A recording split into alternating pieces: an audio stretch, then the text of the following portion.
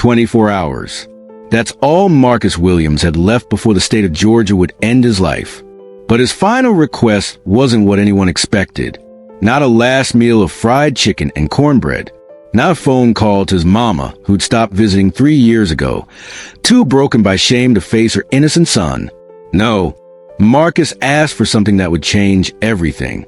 "I want to see Rex," he whispered to Warden Patterson, his voice barely audible in the sterile death row cell. "My dog."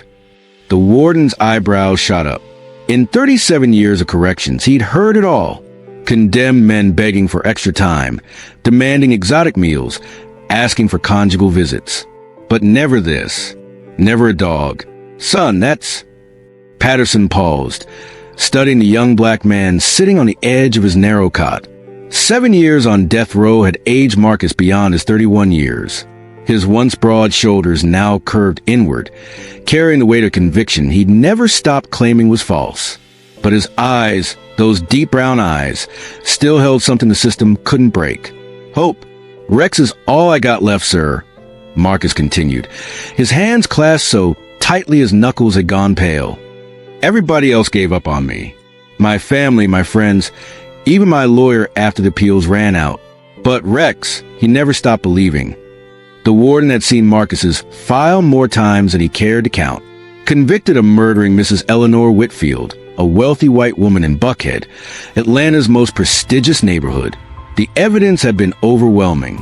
Fingerprints on the murder weapon, DNA under the victim's fingernails, a witness who'd seen a black man fleeing the scene. Open and shut case, the prosecutors had said. But something had always bothered Patterson about this particular inmate. In 7 years, Marcus Williams had never caused trouble. No fights, no disciplinary actions, no escape attempts. He spent his days reading law books, writing letters to Innocence Projects, and talking about Rex to anyone who'd listen. Most death row inmates broke down eventually. Marcus just got quieter, more determined. "Where's the dog now?" Patterson asked, though he already knew the answer. When Marcus was arrested, Rex had been seized as potential evidence. Found no useful DNA or trace evidence. The 70-pound German Shepherd had been surrendered to animal control. By some miracle, a retired teacher named Mrs. Johnson had adopted him, keeping him all these years after hearing Marcus's story on the news. "Mrs. Johnson's been taking care of him," Marcus said, a small smile creeping across his face for the first time in months. "She sends me pictures sometimes. He's got gray in his muzzle now, but she says he still waits by the door every evening around 6. That's when I used to come home from the garage." The garage.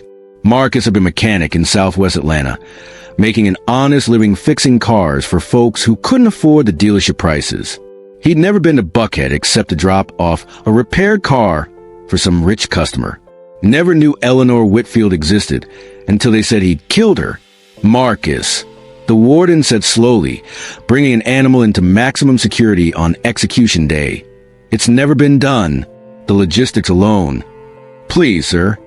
Marcus's voice cracked. "I ain't asking for much. Just 10 minutes. Just want to tell him goodbye proper. Tell him he was a good boy." Patterson felt something twist in his chest. He'd supervised 43 executions in his career. Watched men curse, cry, pray, and plead. But something about this young man's quiet dignity, his simple request to see his dog, cut through all the professional detachment he'd built up over the decades. "I'll make some calls," Patterson heard himself saying. Marcus's eyes widened. "Don't get your hopes up. Security protocols exist for a reason, but I'll see what I can do." As the warden walked away, his footsteps echoing in the concrete corridor, he couldn't shake the feeling that this wasn't just about a man wanting to say goodbye to his pet. Something deeper was at work here. Something that made Marcus Williams different from every other condemned man he'd overseen.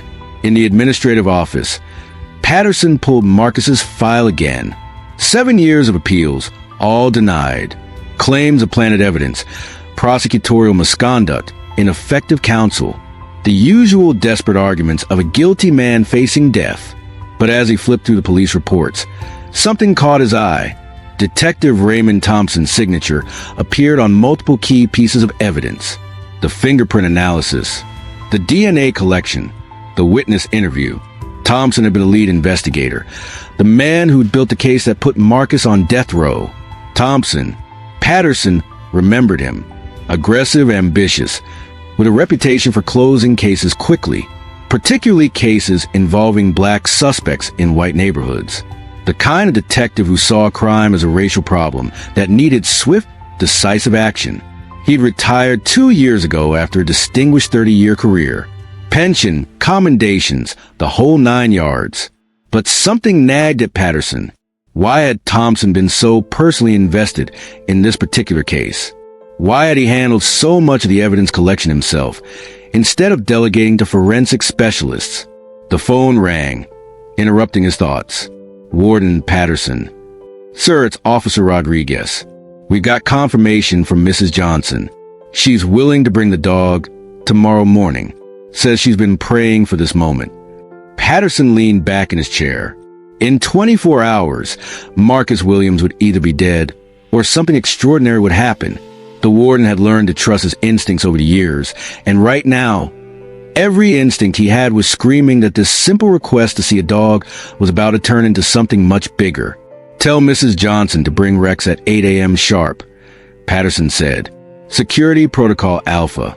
Full search, limited contact, 10 minutes maximum. As he hung up the phone, Patterson couldn't help but wonder, what did Marcus Williams know that he wasn't saying? And why did a condemned man seem more concerned about saying goodbye to his dog than fighting for his life? Tomorrow would bring answers. But tonight, as Marcus lay in his cell staring at the ceiling, counting down his final hours, one thought kept running through his mind. Rex would remember. Dogs always remember. And sometimes that's all the hope a dying man needs. Will Rex remember Marcus after 7 long years? And what secrets might this loyal German shepherd hold about the night that changed everything? 8 a.m. sharp. The Georgia State Penitentiary Yard had never hosted a reunion like this one. Marcus Williams stood in the center of the concrete space, wrists shackled but hanging loose at his sides. Guards positioned themselves at strategic points around the perimeter. Warden Patterson watched from the observation tower, a knot of anxiety growing in his stomach. Something about this morning felt different, charged, like the air before a thunderstorm. The gate creaked open. Mrs. Johnson, a small black woman in her 70s, stepped through first, Rex's leash held firmly in her weathered hands. The German shepherd was older now, his black and tan coat touched with silver, but his posture remained alert, dignified. His ears perked forward immediately, scanning the yard with the practiced intensity of a dog who'd never forgotten his training. "Easy, boy," Mrs. Johnson whispered, her voice thick with emotion. She watched the news coverage 7 years ago, seen the pain in this young man's mother's eyes during the trial. Something about the whole case had never sat right with her. Then Rex saw him. The dog's body went rigid for a heartbeat, as if his brain couldn't process what his eyes were telling him. Then recognition exploded through him like lightning. His tail began wagging so hard his entire back end wiggled. A whine of pure joy escaped his throat as he pulled against the leash, every muscle straining toward the man he'd never stopped waiting for. "Let him go."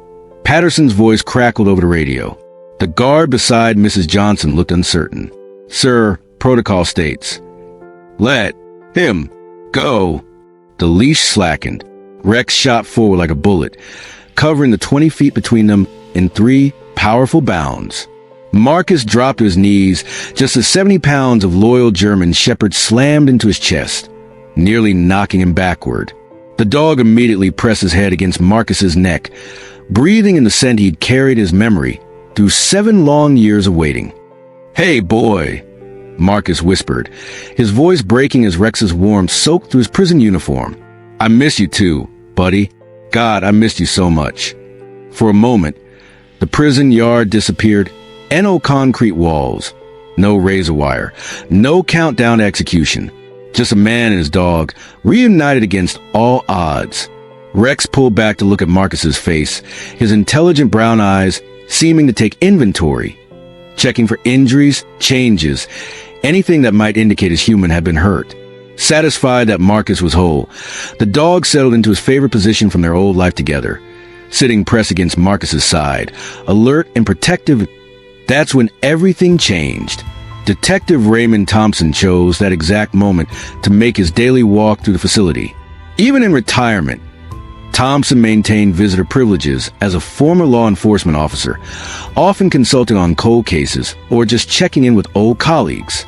He rounded the corner into the yard, clipboard in hand, expecting to see the usual pre-execution protocols. That Rex's reaction was instantaneous and terrifying. The dog's hackles shot up like a mohawk down his spine. His lips peeled back, revealing white teeth as a growl rumbled from deep in his chest. Not the playful growl of a dog at play, but the low, menacing sound of an animal recognizing a threat. His entire body shifted into attack position, muscles coiled like springs, eyes locked on Thompson with laser intensity. What the hell? Thompson stopped dead in his tracks, his face going pale. The clipboard slipped from his fingers, clattering to the concrete. Control that animal. Marcus felt Rex's muscles tense beneath his hands, felt the vibration of the growl through the dog's body. In all their years together, he'd only seen Rex react this way twice. Once to a man who tried to break into their house, and once to a mechanic who'd been stealing parts from a garage. Rex didn't growl at strangers. He growled at threats, at people who meant harm. "Easy, boy," Marcus whispered, but his mind was racing. Why would Rex react this way to a random detective? Unless Thompson wasn't random. Unless Rex remembered something about that night 7 years ago. Something the courts had never heard. Guard Rodriguez, who'd been watching from the sidelines, stepped forward. He'd been on duty the night Marcus was arrested, remembered the chaos, the flashing lights, the way the whole thing had seemed almost too convenient. "Interesting reaction," Rodriguez said quietly, his eyes moving between Rex and Thompson. "The dog's just agitated," Thompson said, but his voice was an octave higher than normal. He was backing away slowly, keeping his distance. Animals get confused in new environments. But Rex wasn't confused. His eyes tracked Thompson's every movement, his growl never faltering. Mrs. Johnson, who'd raised and trained dogs for 40 years, had never seen anything like it. "Rex," she called softly. The dog's ears flicked toward her voice, but he never took his eyes off Thompson. "What's wrong, baby?" Marcus's hands were shaking now, not from fear, but from possibility. A wild, desperate hope that maybe, just maybe, his prayers were about to be answered. "Detective Thompson," he said, his voice carrying across the yard. "Funny seeing you here. 7 years since we met." Thompson's jaw tightened. "I don't know what you're implying, Williams, but..." "I'm not implying anything," Marcus said, struggling to his feet. Rex immediately positioning himself between Marcus and Thompson. "Just thinking it's strange how my dog remembers you. Real strange, considering you testified that you'd never been to my neighborhood before the night I was arrested." The yard went dead quiet. Even the guards stopped their casual chatter, sensing the electricity in the air. Warden Patterson leaned forward in his tower, his hand moving instinctively to his radio. Something was happening here, something that went far beyond a condemned man's last request to see his pet. "Your dog doesn't know me," Thompson said, but sweat was beading on his forehead despite the cool morning air. Dogs react to stress, to unfamiliar situations. "It doesn't mean anything." "Rex," Marcus said quietly, never taking his eyes off Thompson. "Where did you see this man before, boy?" The German shepherd's growl deepened, his posture shifting into the same protective stance he'd taken all those years ago. The same stance he'd taken on a cold December night in 2016, when someone had broken into their small house on the south side of Atlanta. Someone who'd been looking for something. Someone who'd panicked when they realized Marcus wasn't home, but his dog was. Thompson was backing toward the gate now, his face flushed, his breathing shallow. "This is ridiculous. I'm leaving." But as he turned to go, Rex did something that made everyone in the yard freeze. He barked once, sharp and commanding, the same bark he'd used to alert Marcus to intruders. The same bark that had echoed through their house 7 years ago when someone had come calling in the middle of the night. What happened in Marcus's house 7 years ago that Rex still remembers? Why is Detective Thompson so desperate to leave? Warden Patterson's voice boomed across the yard through the PA system. "Nobody leaves. Lock it down. Now. The gate that Detective Thompson had been approaching slammed shut with the finality of a coffin lid. Rex's agitation was spreading through the yard like wildfire, his continued growling setting every guard on edge. But Marcus felt something he hadn't experienced in 7 years, the electric thrill of truth breaking through lies. "Detective Thompson," Patterson's voice continued, "please report to interview room C immediately." Thompson's face had gone from flushed to ashen, his hands trembling as he realized his casual morning visit had just become something else entirely. "This is harassment," he called out, but his voice cracked. "I'm retired. You have no authority." "Actually, I do," Patterson said, descending from his tower. "This is still a state facility, and I'm still the warden. And right now, I'm very interested in why this dog recognizes you." Marcus knelt beside Rex again, the dog's warmth anchoring him as his mind raced through possibilities he'd been too broken to consider before. "Tell me what you remember, boy," he whispered. "Tell me what happened that night." Rex turned his intelligent eyes toward Marcus, then back toward Thompson, who was now flanked by 2 guards. The dog's body language told a story that words couldn't capture. Fear, recognition, protection. The same emotions Marcus had seen that cold December night, when he'd come home to find his front door splintered, his house ransacked, and Rex barking frantically in the backyard, where someone had apparently thrown him after breaking in. The pieces were falling into place now, 7 years too late. Marcus had reported the break-in the next day, but Detective Thompson had been assigned to the case, had filled out the report, taken photos, promised to investigate. 3 weeks later, Eleanor Whitfield was murdered, and suddenly Marcus's burglary report disappeared from the system. Suddenly, evidence from his house was being used to convict him of a crime he'd never committed. "Interview room C now," Guard Rodriguez said, his hand resting on Thompson's arm. Rodriguez had been thinking too, remembering details from that night 7 years ago. How Thompson had been first on the scene at the Whitfield murder. How he'd personally collected key pieces of evidence. How he'd seemed to know exactly where to look for DNA, fingerprints, trace evidence. Almost like he'd planted it there himself. As they moved toward the building, Rex suddenly pulled away from Marcus and trotted toward the spot where Thompson had been standing. His nose went to ground, sniffing intently, his tail rigid with concentration. Then he did something that made everyone freeze. He sat down and barked once. The same bark police dogs give when they found drugs or explosives. The same bark that meant, "Here, this is important. Pay attention to this."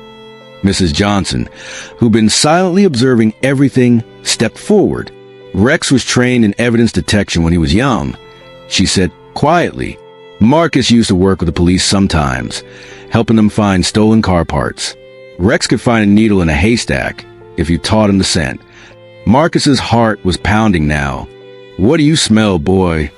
Rex barked again, his nose pressed to the concrete where Thompson had dropped his clipboard. But it wasn't the clipboard that had caught the dog's attention. It was something else.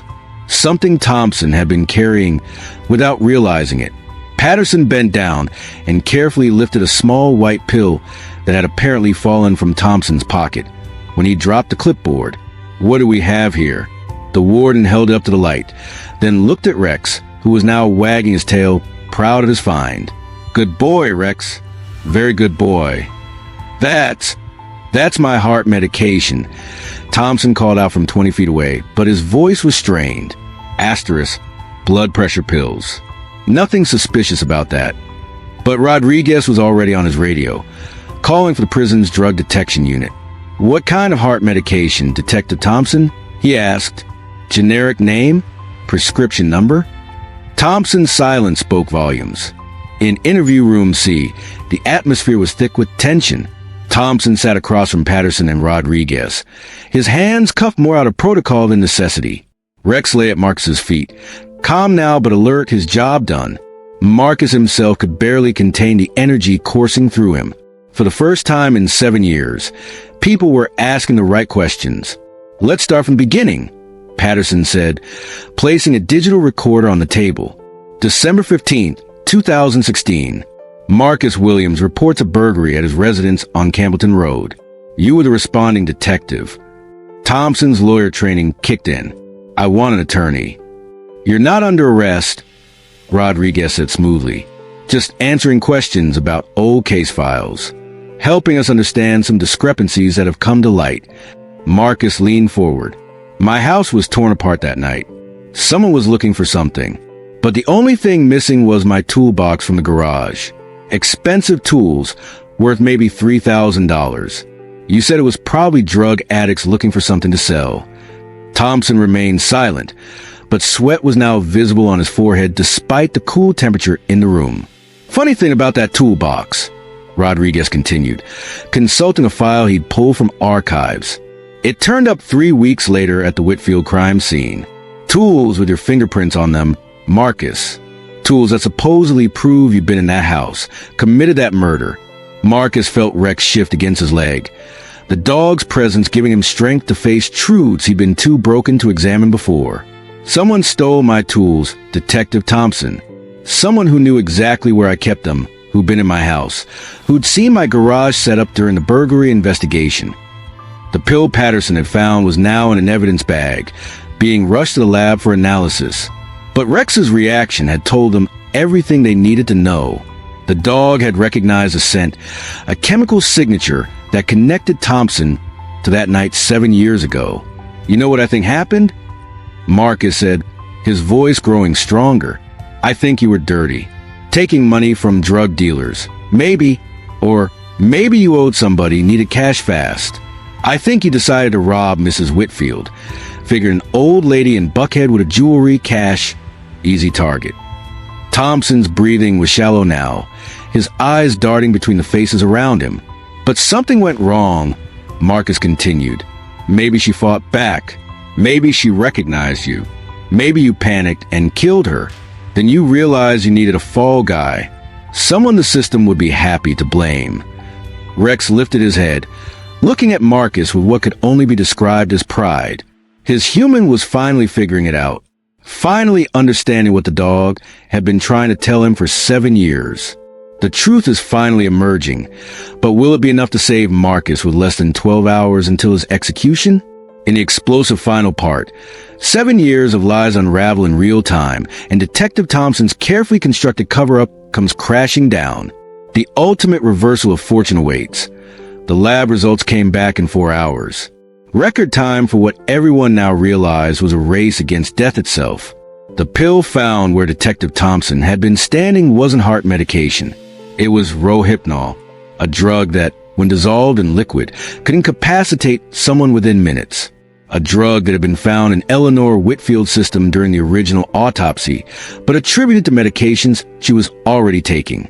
Marcus sat in interview room C, no longer condemned man, but not yet free, watching as 7 years of lies crumbled in real time. Rex hadn't left his side, the German shepherd somehow sensing that this moment would determine both their fates. Warden Patterson was on his 3rd phone call with the governor's office, while Rodriguez worked with state investigators who'd driven down from Atlanta at breakneck speed. "Thompson's not talking," Rodriguez reported, "but he doesn't need to. We've got enough to reopen everything." The detective who built a career on quick convictions and closed cases was now in a holding cell, his retirement pension frozen, his 30 years of commendations meaning nothing. The drug found in his pocket had been matched to the same batch found in Mrs. Whitfield's system. DNA evidence was being retested with new technology that hadn't existed 7 years ago. But the real breakthrough came when Rex did something that left everyone speechless.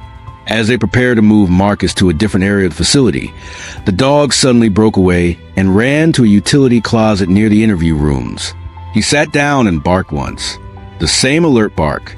The same signal that something important was hidden there. What's he found now? Patterson muttered. But he was learning to trust the dog's instincts.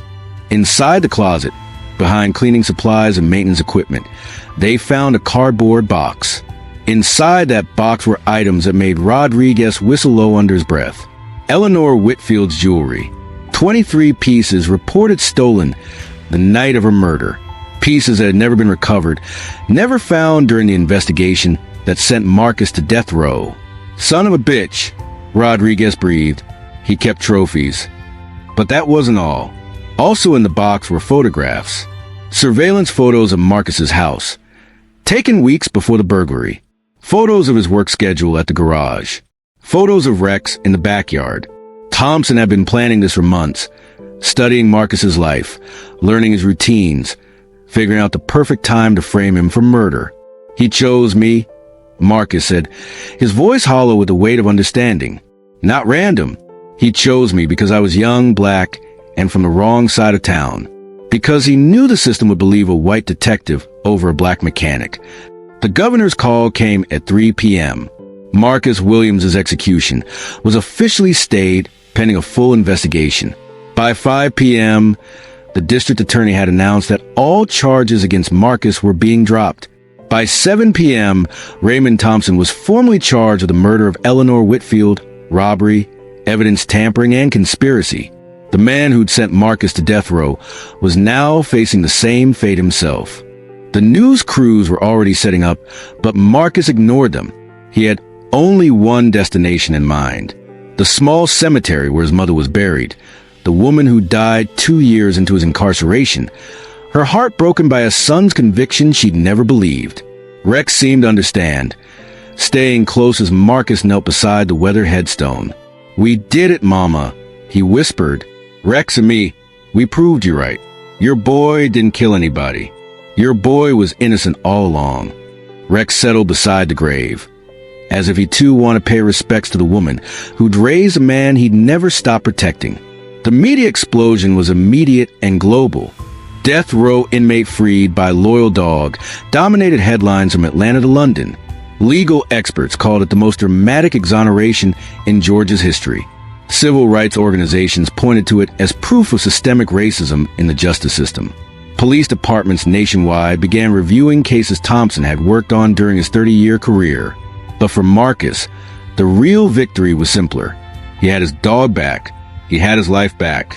He had vindication for his mother's faith and proof that loyalty could overcome even the deepest injustice. The settlement from the state would come later. The civil rights lawsuit against the city would drag on for years. The book deals and movie offers were already piling up. None of that mattered as much as a moment 3 weeks later when Marcus walked into a job interview at a garage in East Atlanta. The owner, a gruff white man named Bill, looked him up and down skeptically. "You're that guy from the news?" Bill said, "The one with the dog." Marcus nodded, Rex sitting patiently by his side. "Yes, sir. That's me. You know how to fix transmissions?" "Yes, sir. Been working on cars since I was 12. Bill studied him for a long moment, then glanced at Rex. "Dog can stay. Seems like he's got good judgment." Marcus felt tears prick his eyes. "Thank you, sir. You won't regret it." As Marcus settled into his new life, Rex by his side, he often thought about the strange turns of fate. A corrupt detective's greed, a loyal dog's memory, a system that failed and then, finally, worked. 7 years stolen, but a lifetime returned. The dog who'd never stopped believing had saved them both. Detective Raymond Thompson was convicted 8 months later and sentenced to death. The irony wasn't lost on anyone. The man who'd sent an innocent person to death row now faced the same fate. As he was led away in shackles, Marcus Williams was building a new life, his faithful German shepherd at his side, both of them finally free. Rex lived 4 more years, long enough to see Marcus married, buy a house, and start a family, long enough to know that his loyalty had changed everything. When the old dog finally passed, Marcus buried him in the backyard of their new home, with a headstone that read, "Rex Williams, the most loyal friend." He never stopped believing. Sometimes justice takes 7 years and requires 4 paws to deliver it. But when it comes, it's worth the wait. If this story of loyalty and justice and ultimate redemption moved you, hit that like button and subscribe for more incredible true stories of courage against impossible odds. Share this with someone who needs to remember that truth always finds a way, even when the system fails. Your next amazing story is just one click away.